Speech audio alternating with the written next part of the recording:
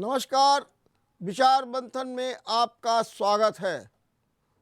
Block चुनाव की हिंसा को चीरहरण की संज्ञा दी गई है।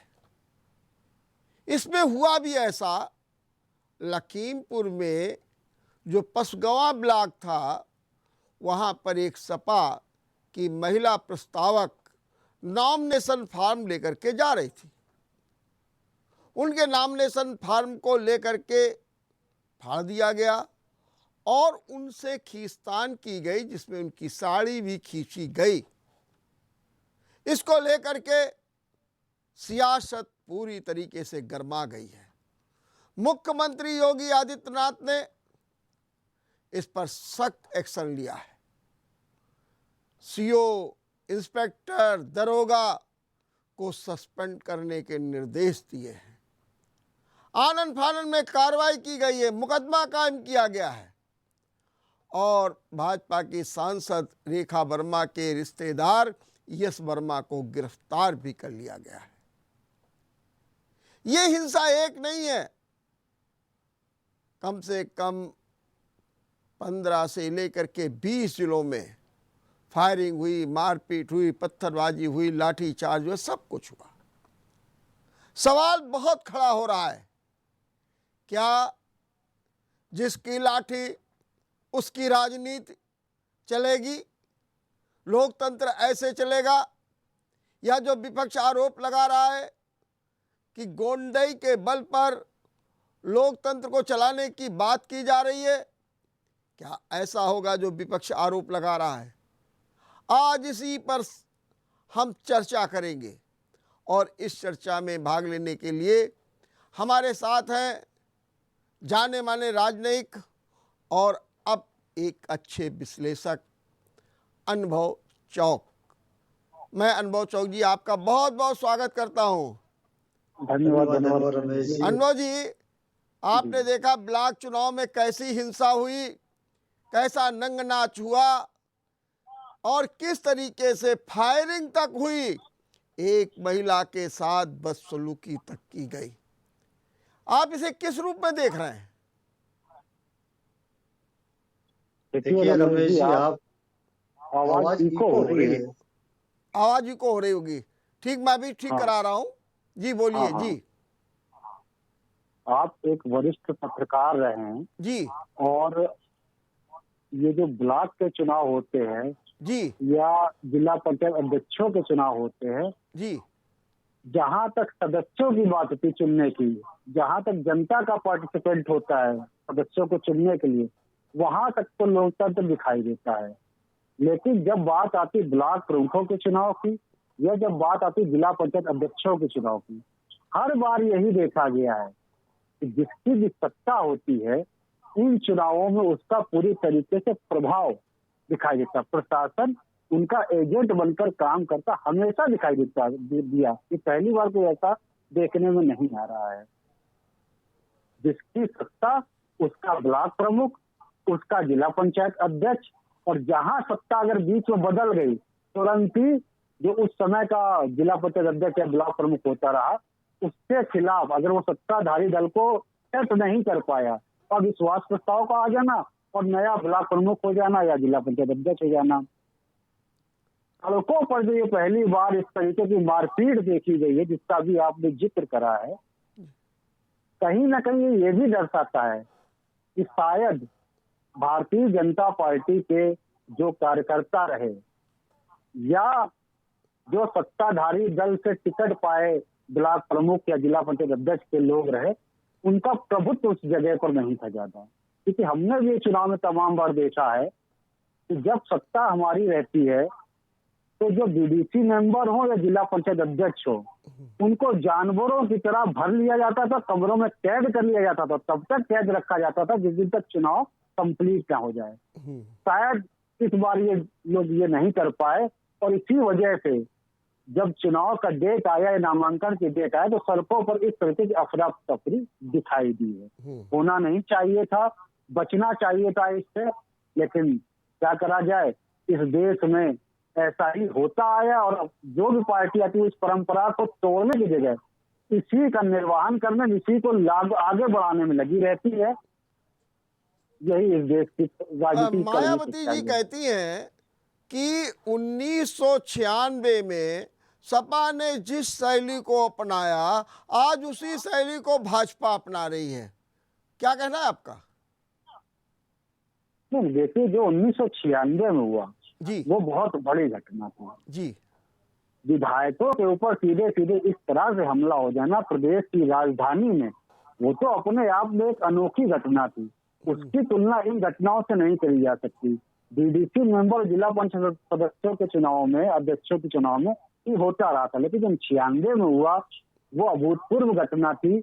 और उसी का ये परिणाम था कि मुलायम सिंह की सरकार तत्कालीन चली गई थी, इसको बर्खास्त करा गया था, मायावती जी की सरकार बन गई थी।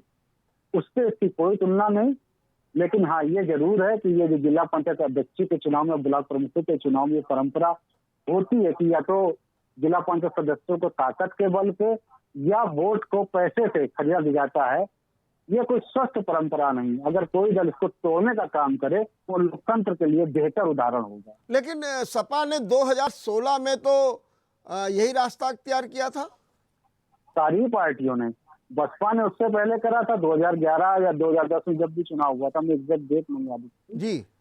बीडीसी मेंबर को बसपा के लोग भी जो थे इसी तरीके से भरा था। जिला पंचायत सदस्य कानपुर से जो चुनाव हुआ था, या पूरे प्रदेश में हुआ था, इसमें भी इसी तरीके से भरे गए थे। बसपा के जिला पंचायत अध्यक्ष इस बार हुए थे, बसपा के ब्लॉक प्रमुख अधिकतर जगहों पर जीते थे। ये चुनावी तो सभी लोग जानते हैं, चुनाव पूरी तरीके से सत्ता का ही चुनाव है। सत्ता है तो सत्ताधारी दल ये समझता है कि जिला पंचायत अध्यक्षों पर और ब्लॉक प्रमुखों पर हमारे लोगों का कब्जा होना चाहिए।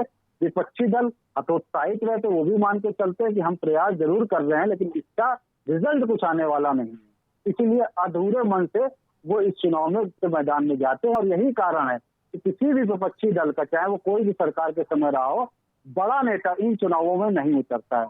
आज की तारीख में अखिलेश यादव इस चुनाव से पूरी तरीके से नदारद थे। जो सपा की सरकार में हुआ तो उसमें भाजपा के जो बड़े नेता थे वो नदारद थे। बसपा की सरकार में सपा और भाजपा के नदारद थे। ये तो देखा ही जाता है, सभी हम लोग जानते हैं इस चीज को। तो क्या ये भी है कि जिसकी सत्ता आएगी तो उसके ये सब जिला पंचायत अध्यक्ष भी हो जाएंगे और बीडीसी का अध्यक्ष भी हो जाएंगे? क्योंकि मायावती ने भी एक बात कही, उन्होंने कहा कि जिला पंचायत का जो चुनाव है हम नहीं लड़ेंगे, लेकिन जब मेरी सत्ता आ जाएगी तो ये सब मेरे पास आ जाएंगे। उनको भी पता है ना कि सत्ता जैसे ही आती है तो प्रशासन का उपयोग कैसे करना है। जितने भी जिला पंचायत सदस्य है, जितने भी बीडीसी मेंबर हैं, सबको प्रशासन डराने धमकाने का काम कर देता है।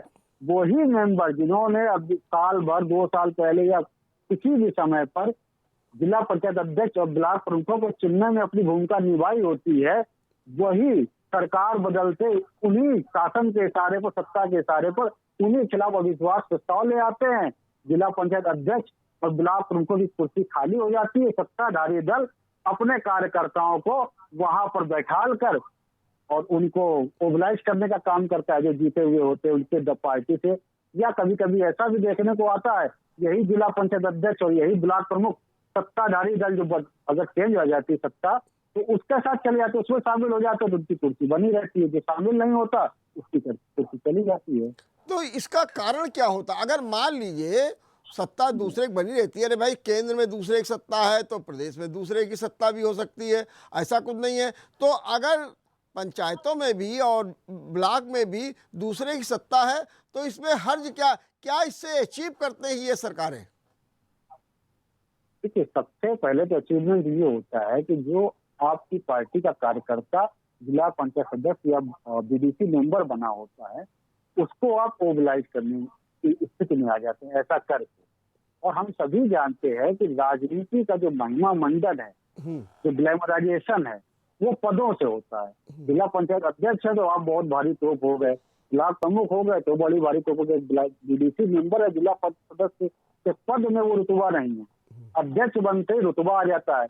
इसी रुतबे को हासिल करने के लिए, उसको अपनी पकड़ बनाए रखने के लिए कोई भी दल हो वो इस तरीके के हथकंडे अपनाता है। कोई भी दल इससे अछूता नहीं है, कोई इससे चूकता नहीं है। मौका पड़ने पर जब विपक्ष में होते हैं बातें दूसरी होती हैं, उसमें बातें होती है कि इस तरीके का होना चाहिए, आइडियोलॉजी की बातें होने लगती है। जब सत्ता में आते हैं तो ये केन प्रकार है, सत्ता पे हमारी पकड़ कैसे बनी रहे, तभी दल वो हथकंडे अपनाते हैं और कोई इससे गुरेज नहीं करता है। यही भारतीय राजनीति की जो है, इसकी आप खूबसूरती कह लें या बदनुमा दाग कह लें।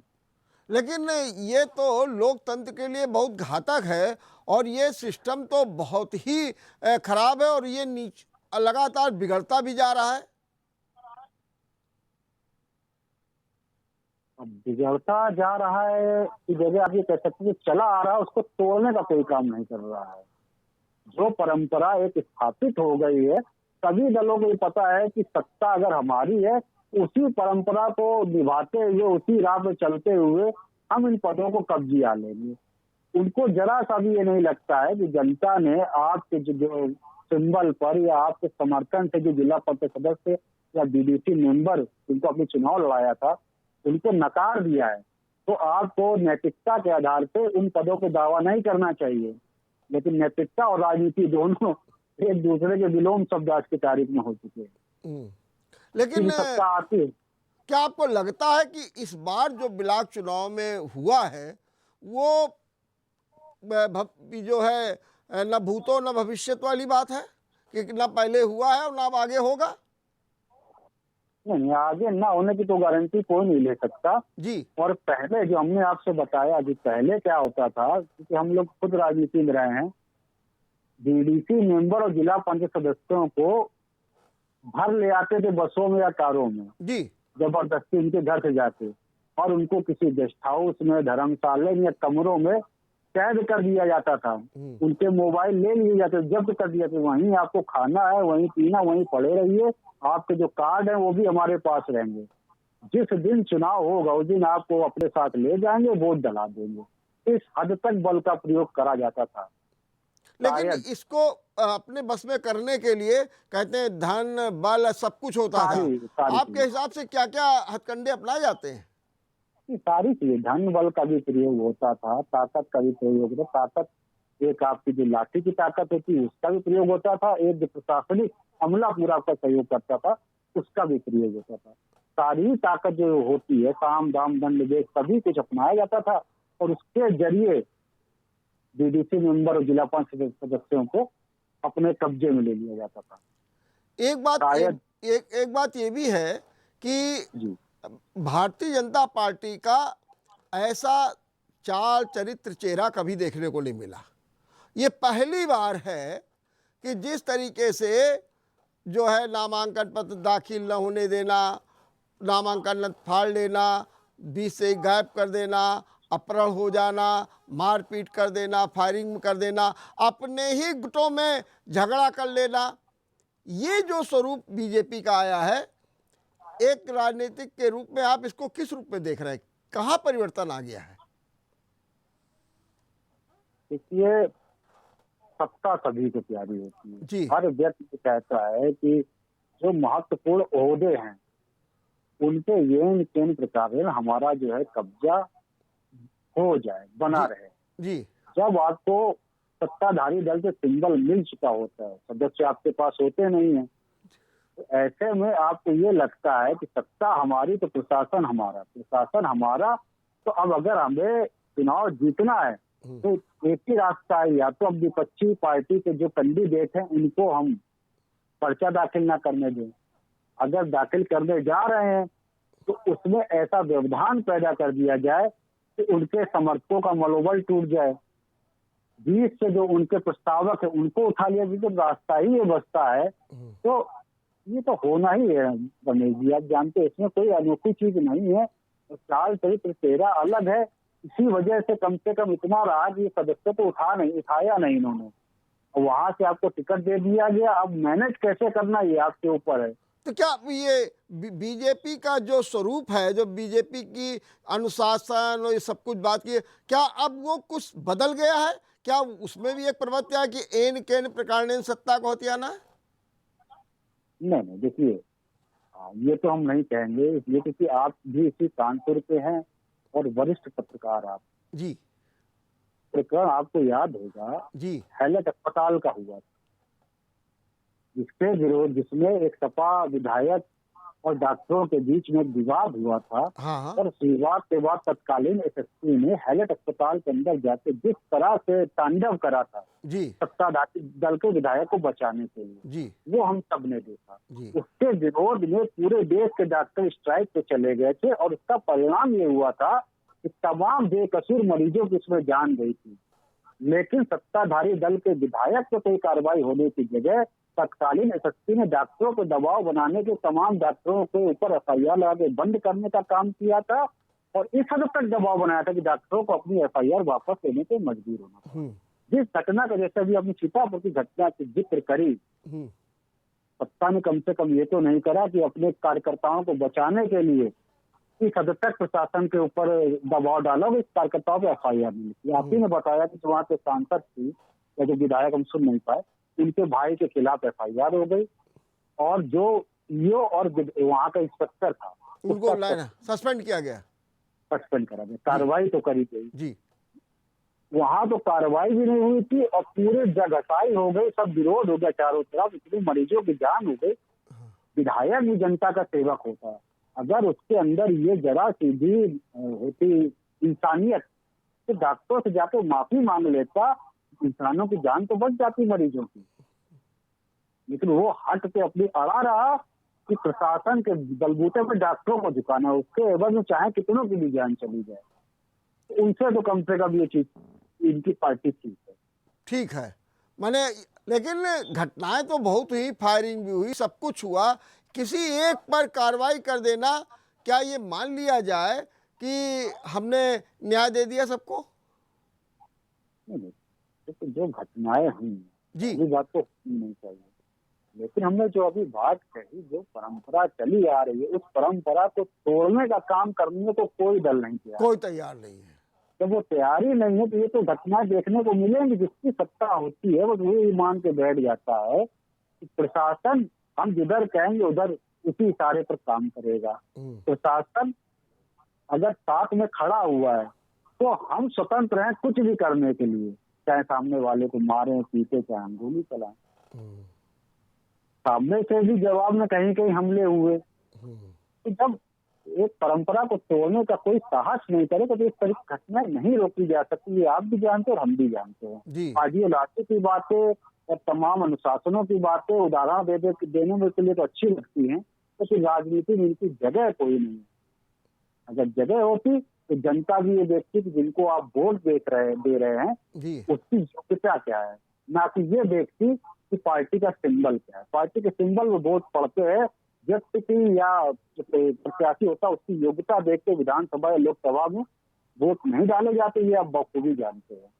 जनता जैसे लोगों को चुनना चाहती है वैसे लोगों को पार्टियां टिकट देती हैं, और जब उसी पर चल के सत्ता हासिल हो रही होती है हम अपने आप को बदलें। जब आप हमको नकारें, आप स्वच्छ राजनीति खुद चाहें तो कोई कारण नहीं कि पार्टियां भी अपनी सोच में तब्दीली ना लाएं। जनता ये पूछे पार्टियों से कि जब आपको हमने चुन के नहीं भेजा आपके सदस्यों को, तो आपके इतने जिला पंचायत अध्यक्ष या इतने बीडीसी ब्लॉक प्रमुख चुन के कैसे आ गए? नकारें आप उसको। ठीक बात है, जनता भी तो सब जानती है, लेकिन जनता कहाँ ये सवाल उठाती है। लेकिन आज अखिलेश का एक बयान आया, सबसे पहले पप्पू यादव का बयान आया कि बाबू अखिलेश यादव आपसे कुछ नहीं होगा, आप सड़क पर संघर्ष नहीं कर पाएंगे और मैं जेल से बाहर आ रहा हूं, मुझे अपने आउटसोर्स दे दीजिएगा, मैं संघर्ष करूंगा क्योंकि एक बहन का चीर हरण किया गया और आप आराम से घर में बैठे हुए हैं। लेकिन इसके जवाब में अखिलेश कहते हैं कि हाँ ठीक है हम नहीं कर पाए, लेकिन 2022 का चुनाव में ये सत्ता बदलना बिल्कुल निश्चित है। माने वो कह रहे हैं कि जो कुछ सब हो रहा है इसका सत्ता पर असर पड़ेगा, सत्ता बदल जाएगी। आप क्या सोचते हैं? क्योंकि सत्ता राजनीतिक विश्लेषक की हैसियत से बैठा हूँ जी, किसी पार्टी का पक्ष रखने के लिए नहीं बैठा। जी जी, सत्ता परिवर्तन तो 1947 के बाद से देश में और इस प्रदेश में कई बार।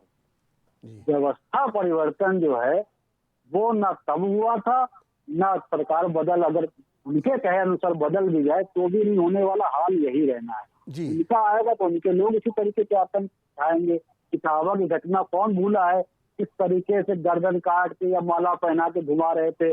तमाम घटनाएं सपा की सरकार में हमारी जानकारी में है, जिनके प्रयास करा। मैनपुरी के अंदर एक बच्ची वो उधर से निकल रही थी और उसने एक जो चट्टा था, घोसी समाज का चट्टा था, जी उससे बगैर परमिशन के गोबर लेके उपला बनाने के लिए, क्योंकि उपला बनाते थे बेचारे वो लोग, जी गोबर ले लिया। मैनपुरी ने उसको दौड़ा, कपड़े फाड़े हुए, 12 साल की बच्ची थी, जी सपा की सरकार थी। और जब मैंने वहां के एसएसपी को फोन करा तो एसएसपी साहब कह रहे हैं कि उस व्यक्ति से कहो कि हमारे यहाँ एफआईआर लिखा है। और उसकी पैरवी कौन कर रहे थे दोषियों की, क्योंकि घोसी समाज से थे, जयंतर यादव, वो अखिलेश के जीजा जी। एसएसपी कह रहे हैं कि हमारे हाथ बंधे हुए हैं। तब ये चीज रण का नहीं दिखाई दे रहा था। हमारा सिर्फ यही कहना है कि जनता तो द्रौपदी है, सत्ता बदलती रहेगी, चीर में रुकने वाला नहीं है। क्योंकि जो सत्ता पक्ष होता है वो दुशासनों को पालने का काम शुरू से करता आया है। दुशासनों को सजा देने का काम कोई सत्ताधारी दल नहीं करता, कोई सत्ताधारी दल इससे अछूता नहीं। सब ये चाहते हैं कि हमारे लिए जो वोट बैंक है, या हमारे जो ताकतवर लोग हैं जो वोटों का मैनेजमेंट करते हैं, उनके कुकृत्यों पर पर्दा डाला जाए, उनको छुपाया जाए, उनके अपराधिक कृत्यों पर सजा देने का काम कोई नहीं करे। अगर पुलिस उसमें हस्तक्षेप करती है तो उनको बेचारों को साइड पोस्टिंग दे दी जाती है। 2, 4, 10 साल बाद उन पुलिस वालों को जो ईमानदार होते हैं उनको भी समझ में आ जाता है ईमानदारी का फायदा क्या होगा। अगर सारी जीवन हम साइड पोस्टिंग में पड़े रहे तो वो भी बेचारे उसी हिसाब से अपने आप को ढालने को मजबूर हो जाते हैं। तो व्यवस्था परिवर्तन आजादी के बाद से आज तक नहीं हुआ, ये हमारे देश का दुर्भाग्य है और ये होता भी नहीं दिखाई देगा। रमेश जी, जो कड़वी सच्चाई है। आपने एक बात की कि परंपरा तोड़ने की बात की है। निश्चित रूप से परंपरा टूटनी चाहिए। कैसे टूटेगी जब ये जितने भी राजनीतिक दल हैं अपने इसी आपाधापी में पड़े रहेंगे, तो वो कौन से नियम होंगे, कौन से कानून होंगे, कौन सी व्यवस्था होगी जिससे ये परंपरा टूटे? सही सही बिल्कुल सवाल है आपका। राजनीतिक दल जी या तो बहुत ज्यादा संघर्ष करके आए हों और वो ये मान के चले कि जो हम जीवन भर या जब तक ये धरती है तब तक हम अपनी विचारधारा से कोई समझौता नहीं करेंगे, ऐसा वो वादा करते हैं। लेकिन जैसे ही वो सत्ता में आते हैं, सत्ता पाने के बाद उनको सत्ता की चमक धमक समझ में जब आ जाती है तो उनको उस चमक धमक को खोने का डर सताने लगता है। फिर वो इस पर विचार मंथन करने में लग जाते हैं, कैसे इसको पकड़ बनाए रखते हैं। जहां पकड़ बनाए रखने का प्रयास करने लगते हैं तो फिर वो भी उसी परंपरा का निर्वहन करने में आ जाते हैं, परंपरा तोड़ने की बात नहीं करते। अभी एक छोटा सा उदाहरण, जब दिल्ली में आप पार्टी सत्ता के लिए संघर्ष कर रही थी तो करप्शन के बारे में, अपराध के बारे में, जातिवाद और धार्मिक उन्मादता के बारे में उनकी सोच अलग थी। लेकिन जैसे सत्ता उनको मिल गई दिल्ली की, अब उसके बाद पंजाब की सत्ता कैसे था, उत्तर प्रदेश की सत्ता में कैसे घुसे, और घुसने के लिए आपको कार्यकर्ता भी जोड़ना है, नेता भी जोड़ना है। अब उसका आप अगर चरित्र देखने लगेंगे तो सत्ता पा चुके। आप तो फिर ये देखते हैं कि इनका वोटों पर प्रभाव कितना है, किस जाति पे कितना प्रभाव है, किस धर्म पे कितना प्रभाव है। उस नाते जब अपने यहाँ सदस्यों को आप भर्ती करेंगे, नेताओं को बनाएंगे, तो परंपरा तो कभी नहीं तोड़ पाएंगे। आप भी परंपरा का हिस्सा बन गए। तो सत्ता की चमक धमक से कोई अछूता नहीं रहना चाहता, कोई दूर नहीं रहना चाहता। सबका संघर्ष, जिसको वो सामाजिक संघर्ष का नाम देते हैं, राजनीतिक संघर्ष का नाम देते हैं, वो असलियत में से संघर्ष होता। सत्ता किस तरीके से प्राप्त करे, वह सत्ता प्राप्त करके सबके संघर्ष खत्म हो जाते हैं। फिर संघर्ष होता है सत्ता पे कायम रहने का। परंपरा वही है, थी और आगे भी बनी रहेगी, कोई परंपरा टूटने वाली नहीं। क्या इसको तोड़ने के लिए अभी मैंने कई लोगों से बातचीत की तो उन्होंने कहा कि एक तो राज्य निर्वाचन आयोग को सख्त करना पड़ेगा, उसके अधिकार बढ़ाने होंगे, और दूसरा उन्होंने ये भी कहा कि ये जो चुनाव है अध्यक्ष का, पंचायत के और बीडीसी के, उनको भी सीधे जनता के द्वारा कर दिया जाए। परंपरा टूट जाएगी।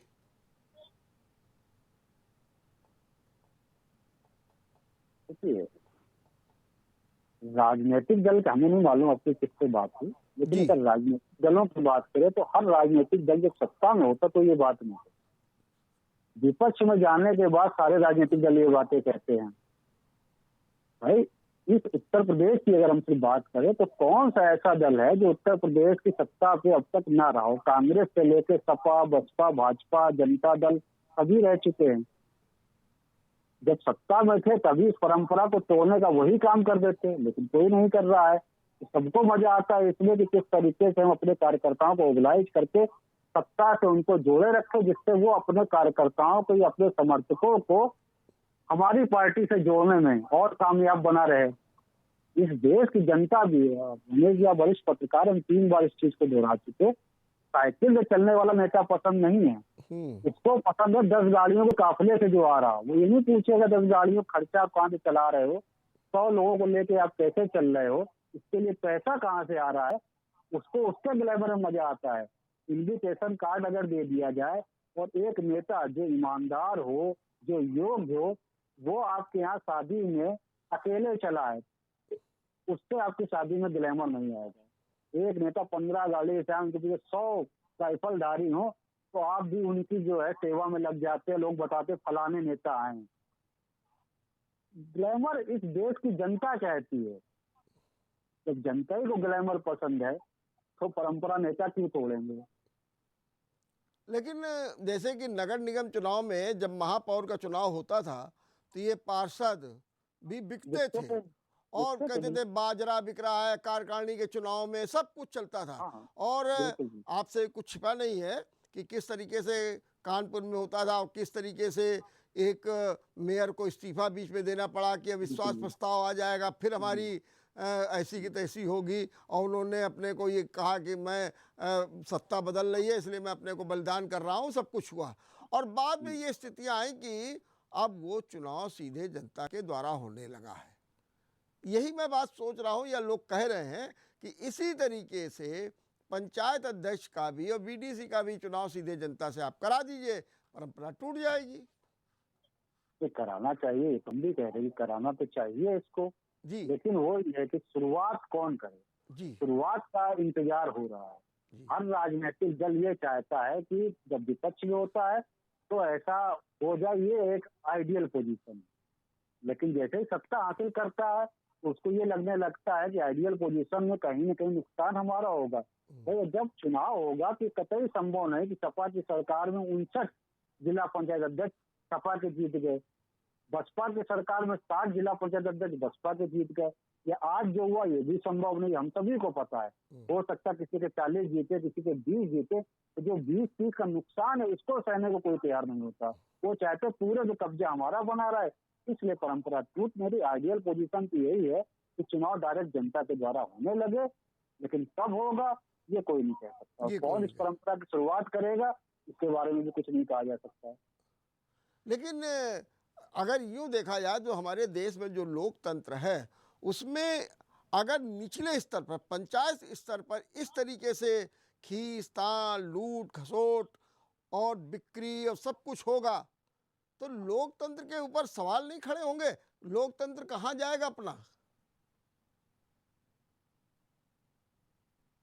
तो जिस समय संविधान के रचयिता ने संविधान की रचना करी जी उन्होंने रचना करने के बाद संविधान जब लागू हुआ इसी समय संसद में बयान देते समय एक चीज कही, उन्होंने कहा था कि संविधान हम चाहे जितना भी अच्छा बना लें, जी लेकिन संविधान को लागू करने वाले लोगों की अगर नीयत अच्छी नहीं है तो अच्छे संविधान का कोई मतलब नहीं, अच्छे लोकतंत्र इस देश में कभी आई नहीं। ये तो शुरू में ही वो कह गए। जो बात आपने चुनाव की बीच में कही थी, चुनाव आयोग को मजबूत कर दिया जाए। इस देश का ये दुर्भाग्य है कि संवैधानिक पदों पर बैठने के बाद भी कहीं ना कहीं से उन पदों पर बैठे हुए लोगों को ये लोभ और लालच दे दिया जाता है कि जब आप भाई स्थायी रूप से तो आप भी वहां नहीं टिके रहोगे, जब आप यहाँ से हटोगे तो कहीं ना कहीं आपको एडजस्ट कर दिया जाएगा। इस लालच में भी लोग दिखते रहे तो आप संविधान जितना मजबूत बना लो, चुनाव आयोग जितना मजबूत बना लो, न्यायपालिका जितनी मजबूत कर लो, एक दूसरे में हस्तक्षेप नहीं कर सकते वो चाहे जितना कर लो, तो ये तो हम लोग देखते ही रहे हैं। कि किस तरीके से यहाँ से आपका रिटायरमेंट हुआ पर एडजस्टमेंट हो गया आपकी। तो किसी ना किसी मोबिलाइजेशन की वजह से तो आपको मोबिलाइज करा गया होगा। ये परंपरा भी बंद होनी चाहिए, तब ले, जो है स्वायत्तता भी बढ़ेगी और ताकत भी बढ़ेगी। और लेकिन बाजरा, इस जी जी जी आप बताइए जी। जिस बाजरे की आपने बात करी, मेयर के चुनाव में बंद हो गया, लेकिन कार्य समितियों के जो चुनाव होते उसमें आज भी चल रहा है, जो जी जी खुलेआम हो रहा है। बिल्कुल आप सही कह रहे हैं। मैं एक बात और कह रहे हैं कि आपने बिल्कुल ठीक कहा कि ओबलाइज होते हैं, इसमें भी दो राय नहीं है। आपने कहा फिर वो कैसे करेंगे, लेकिन इस देश ने टीएन शेषन जैसे चुनाव आयुक्त को भी देखा है, जिसने एक बार में जो ये आपा धापी धूम धड़ाका धुआंधार प्रचार, कान फोड़ू प्रचार, पानी के तरीके से पैसे का बहना, दीवालों को बिल्कुल रंग देना, इन सबको एक झटके में उसने ठीक कर दिया था। तो ऐसा भी तो व्यक्ति इस देश में रहा है और लोगों ने देखा है। बिल्कुल सही कहा रमेश जी आपने। जी लेकिन ये भी आप देखिए कि जिसकी सराहना, जिसको याद हम और आप आज कर रहे हैं, तो वो राष्ट्रपति के चुनाव लड़ने के लिए मैदान में आया, उसके साथ इस देश के राजनीतिक दलों ने क्या सलूक करा? किसी भी राजनीतिक दल ने उसको समर्थन देने का काम नहीं करा। और जनता में हम और आप भी शामिल हैं। हमने भी उन राजनीतिक दलों से सवाल नहीं पूछा कि भाई आप टीएन शेषन से इतना जो है कन्नी क्यों काट रहे हो। अगर आप टीएन शेषन का सपोर्ट नहीं करोगे तो जब विधानसभा चुनाव में, लोकसभा चुनावों में आप उतरोगे, हम आपको प्रत्याशियों की जमानत जब्त कराने का काम करेंगे। अगर हम ऐसा कर देते तो मजाल थी राजनीतिक दलों की हैसियत हो जाती कि वो टीएन शेषन जैसे अच्छे व्यक्ति का, जिसने पूरी ईमानदारी और निष्ठा के साथ चुनाव, बल्कि चुनाव आयोग को जनवाए उसने कि चुनाव आयोग की ताकत क्या होती है। उससे पहले तो चुनाव आयोग को आदमी जानते नहीं थे कितना ताकतवर हो सकता है। उसके साथ ये बर्ताव ना होने पाता, एक उदाहरण सेट होता, और जो चुनाव आयोग तो उसके बाद बनते उनको भी लगता कि ना, ईमानदारी से भी अगर हम कुछ काम करते हैं और उसके बाद हमारी अंदर मान लीजिए कोई महत्वाकांक्षा है, तो ईमानदारी से चलने के बाद भी उस महत्वाकांक्षा को हम प्राप्त कर सकते हैं। अब तो सबको ये लगता है कि भाई महत्वाकांक्षा सभी के अंदर है, ईमानदारी से चले तो हमारा राजनीतिक दल बायकॉट कर देंगे और हम एक गुमनाम मौत को मर जाएंगे। 60 साल के बाद तो कोई हमको पूछेगा नहीं, उसके बाद का जीवन गुमनामी का होगा। जो चमक दमक या पावर जिसको एक बार मिल जाती है, वो रमेश जी कोई पावर नहीं छोड़ना चाहता, चाहे वो राजनीतिक दल के नेता हो, चाहे अधिकारी हो, या चैनलों के बड़े बड़े अगर पत्रकार होंगे, कोई छोड़ना नहीं चाहता, सब उसको पाना चाहते हैं। कैसे आगे जाके प्राप्त करेंगे, रास्ते सबसे अलग अलग हैं।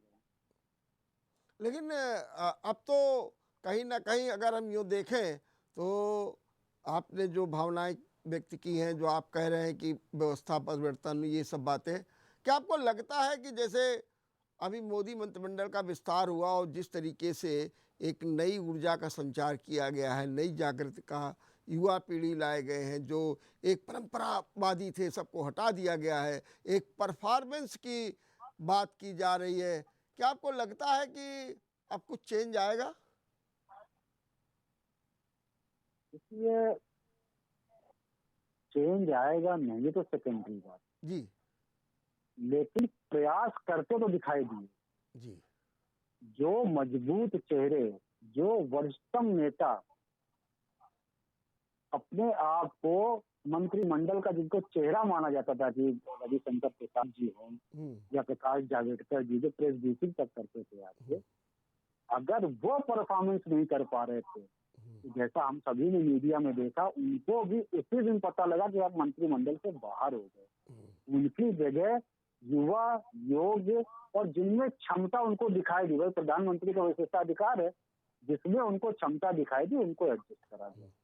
मुझे ये कहने में कोई गुरेज नहीं है कि विपक्षी दलों को मोदी सरकार से और भारतीय जनता पार्टी से सीखना चाहिए कि जिनको हटा दिया गया उनमें क्यों की आवाज नहीं जरा कहीं विरोध के स्वर मुखर नहीं हुए। और दूसरी तरफ विपक्षी पार्टियों में क्या हो रहा है कि पदों के लिए सर फुटअव्वल हो रही है, रोज दिल्ली बुलाए जा रहे हैं, किस तरीके से पार्टी में कब्जा हो जाए, किस तरीके से हम चेहरा घोषित हो जाएं, और वो विरोध संभाले नहीं संभल रहा है। वहां अनुशासन नहीं है, यहाँ अनुशासन दिखाई दे रहा है। अब परिणाम आगे क्या होगा, परफॉर्मेंस वो क्या करेंगे, तो भविष्य से डरते हैं। लेकिन प्रयास उन्होंने करा। अगर उनको लगा ये चेहरे अनुकूल नहीं है, इनको हटा दिया गया, युवा चेहरों से बदल दिया गया। अगर यही चीज कांग्रेस कर लेती तो शायद मध्य प्रदेश का हाल ये ना होता, शायद राजस्थान में जो हो रहा होता है वो ना दिखाई देता। आपने जो चेहरे पुराने चले आ रहे, जिनके चेहरे पे चुनाव भी नहीं हुआ, उनको वहां का मुख्यमंत्री बना दिया गया। जो युवा थे, ज्योतिरादित्य सिंधिया हो, चाहे सचिन पायलट हो, जिनके चेहरे पे चुनाव हुआ, जिनके अंदर ऊर्जा थी, जिनके अंदर योग्यता थी, उनको अपने दरकिनार कर दिया। इसीलिए जब से सरकार बनी तब से लेके अंत तक उसमें आपस में सरपटौले दिखती रही। कांग्रेस में पंजाब में भी आज की तारीख में यही देखा जा रहा है। विपक्षी दलों को सीखना चाहिए, क्योंकि स्वस्थ लोकतंत्र के लिए बहुत जरूरी है कि मजबूत विपक्ष भी इस देश में, इस प्रदेश के अंदर बना रहे। लेकिन एक बात तो ये भी हो रही है कि जहाँ पर ये बात देखा जा रहा है कि मोदी अच्छे कार्य कर रहे हैं, प्रयास तो खैर कर ही रहे हैं, लेकिन जब चुनाव की बात आती है तो चाहे पश्चिम बंगाल के चुनाव को लेकर के देखा जाए या अन्य राज्यों के चुनाव और सत्ता को प्राप्त करने की बात की जाए, तो उस जगह पर मोदी भी कच्चे दिखते हैं। उनमें भी वो बात नहीं दिखती है, वो आदर्श वाली बातें नहीं सामने आती हैं जो होनी चाहिए। क्या आप इससे सहमत हैं? और इसीलिए मोदी और अमित शाह को लोग जो है आरोपों में घेरते हैं, खासतौर से अगर हम पश्चिम बंगाल के चुनाव की बात करें। देखिए, हमने तो जो बात आपसे पहले कही जी, 1947 के बाद से आज तक तमाम दल इस देश की सत्ता पे, इस प्रदेश की सत्ता पे काबिज। सत्ता परिवर्तन होता रहा, व्यवस्था परिवर्तन की बातें विपक्ष में रहते तक हुई, जी, व्यवस्था बदलने की बात किसी ने। पश्चिम बंगाल का चुनाव भी इससे अछूता नहीं है। थोड़ा बहुत 19-20 हो सकता है, कोई 19 है, कोई 20 है, लेकिन कहीं ना कहीं सत्ता पाने की ललक येन तेन प्रचार है सभी के अंदर है, और कोई उस परंपरा को तोड़ने के लिए ना कल तैयार था, ना आज है और ना कल होगा।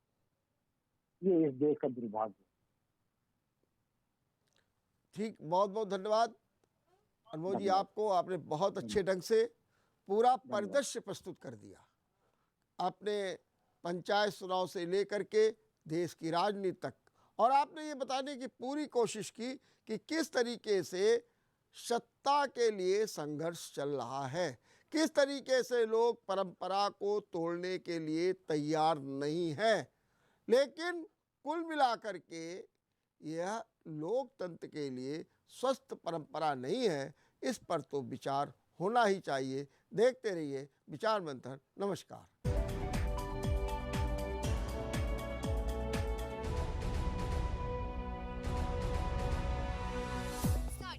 कानपुर का जाना माना नाम, जिसके पास